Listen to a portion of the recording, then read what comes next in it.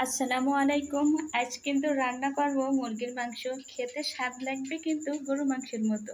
তো আলু দিয়ে মুরগির মাংসটা রান্না করব। তার জন্য আলুটা ১ম এ কিন্তু লাল, লাল করে ভেজে নিয়েছি। হালকা বাদামি কালার করে ভেজে নিয়েছি। ওই তেলের মধ্যেই আমি ১ বাটির মতো পেঁয়াজ কুচি দিয়ে দিয়েছি। ২ কেজি মুরগি রান্না করব।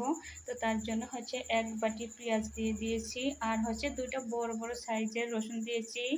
২ টা তেজপাতা দিয়েছি। তার মধ্যে আ গোটা গরম মসলাও দিয়ে দিয়েছি। গরম মসলার মধ্যে যা, যা থাকে আরকি দারচিনি, এলাচ, লবঙ্গ সবকিছু কিন্তু ২ টা, ২ টা করে দিয়ে দিয়েছি।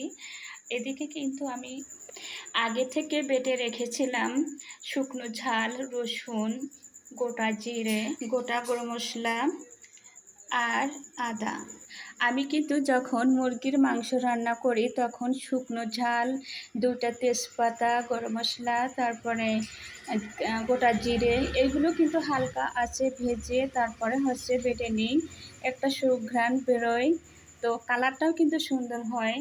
এটা এরকমের ভেজে নিয়ে বেটে তারপরে মুরগির মাংস রান্না করলে, গরুর মাংসতে এরকমের ভেজে দিই না। বাটা মশলা থেকে সামান্য মশলা নিয়ে মুরগির মাংসটা কিন্তু আমি মাখিয়ে রাখছিলাম ১০ মিনিটের জন্য। কালারটা কিন্তু এরকমের আসছে আর সুন্দর একটা স্মেল বেরোচ্ছে। তো এ পর্যায়ে কিন্তু আমি এর মধ্যে যে আগে ভেজে রেখেছিলাম সেই আলুটা দিয়ে দিয়েছি। আলুটা কিন্তু আমার 90% সিদ্ধ হয়ে গিয়েছিল। ফাইনাল লুকটা এরকমের আসছে। তো আমি বাটিতে তুলে নিচ্ছি। একেবারেই দেখতেও মনে হচ্ছে গরুর মাংস, আবার খেতেও কিন্তু স্বাদও সেই গরুর মাংসের মতোই হয়েছে।